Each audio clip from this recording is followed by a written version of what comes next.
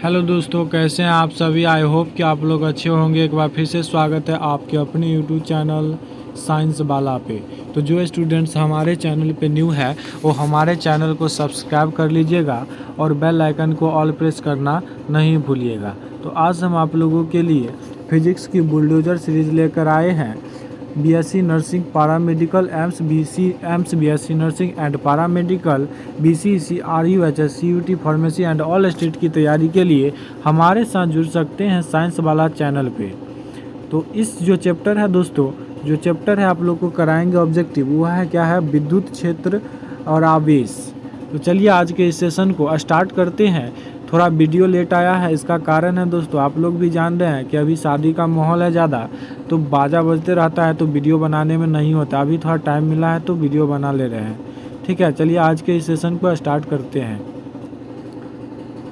तो देखिएगा हमारा पहला क्वेश्चन है हमारा, इसमें आंसर भी दिया गया है दोस्तों, और कब पूछा गया है ये भी दिया गया है, देख लीजिएगा आप लोग। तो देखिएगा पहला हमारा क्वेश्चन है, क्या करा कूलाम बल है। तो कूलाम बल क्या है दोस्तों, तो यह क्या है, दोनों क्या है दोस्तों, केंद्रीय बल और विद्युत बल दोनों है। ठीक है, चलिए अगला क्वेश्चन देखिएगा। तो कह रहा स्थिर, क्या कह रहा है, स्थिर विद्युत क्षेत्र होता है। स्थिर विद्युत क्षेत्र क्या होता है दोस्तों, तो स्थिर विद्युत क्षेत्र जो होता है वह क्या होता है, स्थिर विद्युत क्षेत्र देखिए क्या होता है, वह आपका क्या होता है, संरक्षी होता है। क्या होता है दोस्तों, संरक्षी होता है। अगला क्वेश्चन देखिएगा। तो अगला क्वेश्चन है मेरे पास, थोड़ा जिम इन कर लेते हैं, देखने में नहीं होता है। चलिए देखिएगा अगला क्वेश्चन है, एक क्या कर रहा है, एक स्थिर कूलाम्ब यानी स्टेट कूलाम्ब, एक स्टेट कूलाम्ब बराबर कितना कूलाम्ब होता है ये पूछ रहा है। तो इसका होता है 3 × 10 के पावर 3 × 10 के पावर होता है 9 कूलाम्ब। ठीक है, अगला क्वेश्चन देख लीजिएगा। अगला क्वेश्चन है, अचालक आवेशित गोले के पृष्ठ से केंद्र की ओर जाने पर विद्युत क्षेत्र का मान क्या होता है।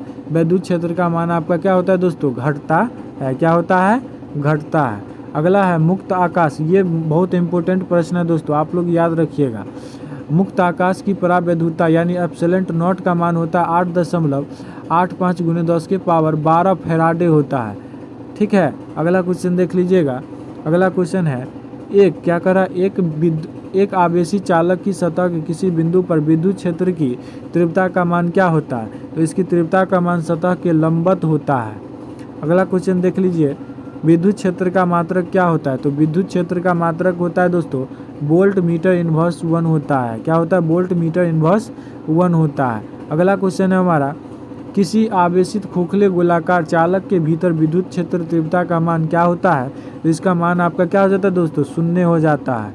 अगला क्वेश्चन है, एक आवेशित चालक का क्षेत्र आवेश घनत्व सिग्मा है, तो इसके पास विद्युत क्षेत्र का मान क्या होगा। तो इसके पास विद्युत क्षेत्र का जो मान हो जाएगा दोस्तों σ/2 एप्सिलॉन नॉट होता है। अगला क्वेश्चन देखिएगा, चालक पदार्थ से बने असीमित आवेशित पतली चादर की सतह के निकट स्थित किसी बिंदु पर विद्युत क्षेत्र का मान क्या होता है। तो विद्युत क्षेत्र का जो मान होता है वह होता है σ/2 एप्सिलॉन नॉट होता है। अगला क्वेश्चन है, यदि एक द्रव बूंद को आवेशित किया जाता है, क्या कर रहा है, यदि एक द्रव बूंद को आवेशित किया जाता है तो क्या होता है, तो उसके अंदर का दाब क्या होता है, बढ़ जाता है। अगला क्वेश्चन, इलेक्ट्रॉन पर आवेश होता है। तो इलेक्ट्रॉन पर आवेश होता है 1.6 × 10 के पावर -19 कूलम्ब होता है। अगला क्वेश्चन देखिएगा। तो अगला क्वेश्चन है मेरे पास, आइए अगला क्वेश्चन की ओर मोहन करते हैं।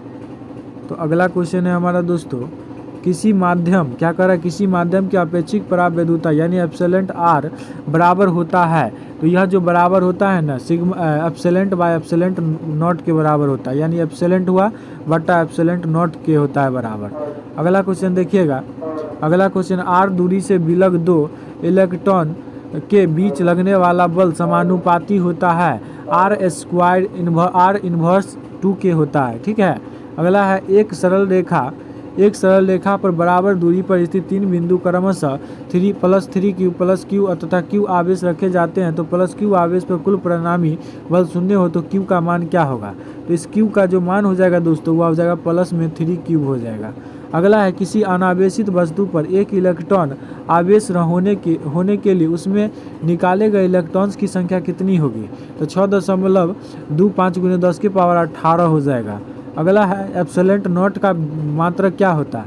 इसका मात्रक होता है FM इनवर्स 1 होता है। क्या होता है? FM inverse 1। अगला है एक कूलाम वह आवेश है जो शून्य में 1 मीटर की दूरी पर स्थित समान आवेश पर बल लगता है। तो इसका करेक्ट आंसर हो जाएगा 9 गुने 10 के पावर 9। यानी कि देखिएगा दोस्तों के का जो मान होता है 9 गुने 10 के पावर 9 क्या होता है? न्यूटन के बराबर होता है। अगला देखिएगा निम्नलिखित में से किस आवेश का अस्तित्व संभव नहीं है? तो किसका आवेश का ये जो निकलेगा दोस्तों Q बराबर जो होता है प्लस माइनस NE बला पर निकलेगा सूत्र पे। ठीक है, ये निकाल के आप लोग देख लीजिएगा, उससे पता चले। इसका वैसे आंसर हो जाएगा दोस्तों 2.4 गुने 10 के पावर -19 कूलम्ब का होगा। अगला है परावैद्युता का ऐसा मतलब, ये याद रखिएगा दोस्तों, ये बहुत VVI प्रश्न है। परावैद्युता का SI मात्रक, इसका होता है coulomb square newton inverse 1 metre inverse 2 होता है। अगला क्वेश्चन देखिएगा किसी चालक पदार्थ के गोले को आवेश देने पर वह वितरित हो जाता है, तो यह होता है इनमें से कोई नहीं, इसमें से किसी पर नहीं वितरित होता है दोस्तों। अगला क्वेश्चन देखिएगा r दूरी से विलग दो आवेशों के बीच बल F लगता है, यदि आवेश का मान 2 गुना कर दिया जाए तो उनके बीच की दूरी आधी कर दी जाए तो उनके बीच वैद्युत स्थैतिक बल क्या होगा? तो इसका हो जाएगा 16 क्या हो जाएगा? बल हो जाएगा, 16 बल हो जाएगा। अगला देखिएगा एक बिंदु आवेश Q से r दूरी पर स्थित विद्युत क्षेत्र की तीव्रता का परिमाण क्या होता है? तो इसका परिमाण हो तो 1/4 pi epsilon not into Q/r² होता है। अगला देखिए किसी घिरे हुए बंद पृष्ठ पर विद्युतीय क्षेत्र विद्युत फ्लक्स भीतर स्थित आवेश पर क्या होता है? क्या होता है? ये 1/एप्सिलॉन नॉट गुना होता है। अगला क्वेश्चन है हमारा किसी आवेशी चालक के ठीक बाहर किसी बिंदु पर विद्युत क्षेत्र की तीव्रता आवेश के पृष्ठ घनत्व की 1/एप्सिलॉन नॉट गुनी है, तो जहां एप्सिलॉन नॉट मुक्त आकाश की परावैद्युता है, इस कथन को कौन दिए थे? तो इस कथन को जो दिए थे दोस्तों वह कूलाम का प्रमेय दिए थे। ठीक है, अगला क्वेश्चन देख लीजिए। अगला क्वेश्चन क्या है? अगला क्वेश्चन है अनंत क्या कर रहा है? अगला क्वेश्चन देख लीजिए। हाँ, यहाँ देखिए अगला क्वेश्चन क्या है? अनंत लंबाई वाले आवेशित बेलनाकार चालक के अक्ष से r दूरी पर स्थित है, तो विद्युत क्षेत्र इसका क्या होगा ये पूछ रहा है। तो क्या होता है? λ/2 पाई एप्सिलॉन नॉट r होता है। अगला है हमारा लैम्ब्डा जहाँ क्या है? रैखिक घनत्व है।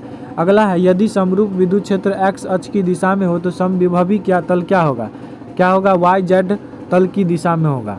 अगला है हमारा निम्न में से कौन विद्युत क्षेत्र की तीव्रता का मात्रक है? तो ये जो है आपका न्यूटन पर कूलम इनवर्स 1 है। किसी दी गई दूरी पर स्थित दो इलेक्ट्रॉन के बीच क्रियाशील गुरुत्वाकर्षण बल तथा विद्युत में बल जो होता है Fg तथा Fe हो तो Fg/Fe का अनुपात क्या होगा? तो इसका अनुपात होता है 10 के पावर -42 होता है। अगला हमारा जब कांच की छड़ को सिल्क से रगड़ा जाता है तो कांच की छड़ आवेशित अर्जित करता है, यह करता है किसके कारण? तो धन आवेश के कारण। अगला है हमारा क्वेश्चन जब कांच की छड़ को सिल्क से रगड़ा जाता है तो कांच की छड़ धनात्मक अर्जित करता है, ऐसा क्यों होता है? तो इसका कारण है कांच में इलेक्ट्रॉन्स की संख्या घटती है। अगला हमारा क्वेश्चन है किसी वस्तु का ऋण आवेशित होने का अर्थ क्या है? तो इसका ऋण आवेशित होने का जो अर्थ है वह है कुछ इलेक्ट्रॉन को बाहर से अर्जित करना। अगला हमारा जो क्वेश्चन है वह है जब वस्तु ऋणावेशित होता है तो वस्तु का द्रव्यमान क्या होता है? तो वस्तु का द्रव्यमान बढ़ता है। क्या होता है? द्रव्यमान बढ़ता है। आवनुस की छड़ को बिल्ली की खाल से रगड़ने पर छड़ का किस प्रकार आवेश उत्पन्न होगा? तो इसका होगा ऋण आवेश उत्पन्न होगा। अगला हमारा स्थिर विद्युत में उत्पन्न किस विधि द्वारा उत्पन्न किया जा सकता है? तो यह किया जाता है केवल घर्षण विधि द्वारा। अगला हमारा क्वेश्चन है कौन सा आवेश का मात्रक नहीं है? तो आवेश का मात्रक इसमें से आपका फैराडे नहीं हो सकता है, ठीक है, लेकिन स्थिर कूलाम्ब और कूलाम्ब होगा। अगला हमारा क्वेश्चन है एक स्थिर वस्तु पर Q है आवेश Q है, यदि वस्तु को v वेग से गतिशील कर दिया जाए तो वस्तु पर आवेश क्या होगा? तो वस्तु पर आवेश Q ही रह जाएगा। ठीक है, अगला क्वेश्चन है दो इलेक्ट्रॉन के बीच लगने वाला बल परिणामी उनके बीच के r दूरी के साथ निर्भर करता है, तो यह निर्भर करता है आपका r के पावर इन्वर्स 2 पर निर्भर करता है।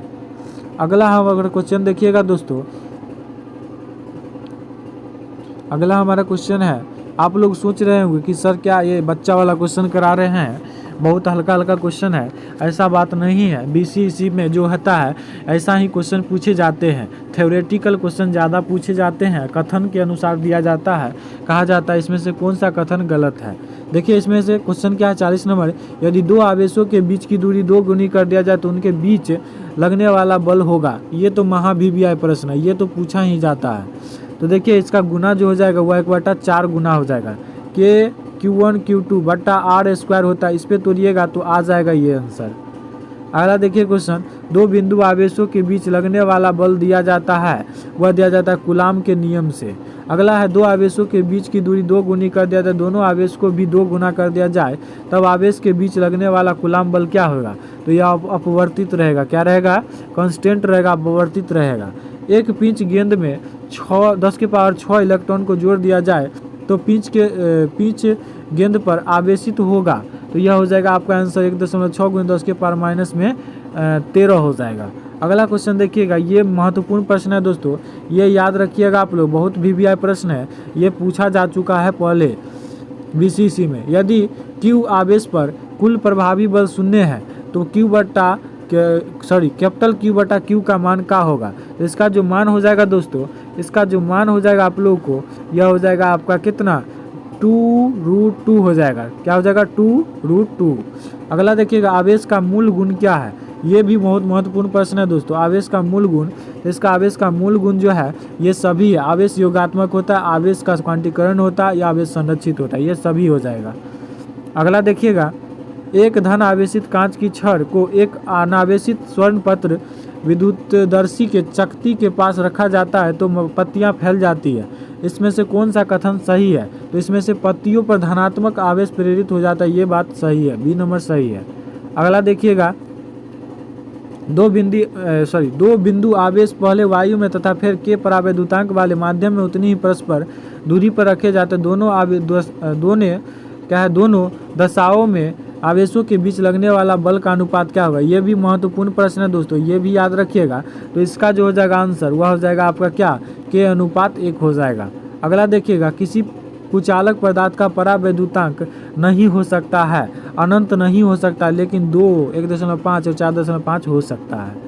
अगला देखिएगा, मुक्त आकाश यानी निर्वात की वैद्युतशीलता क्या होती है। इसकी 1 से कम परंतु 0 नहीं होगा, 1 से कम हो सकता है लेकिन क्या होगा, 0 नहीं होगा। अगला देखिएगा, दो आवेश Q1 तथा Q2 के बीच विकर्षण बल 0.9 न्यूटन लगता है। Q1 द्वारा Q2 पर कितना बल कार्य करेगा जब तीसरा आवेश इन दोनों के बीच करीब रखा जाए।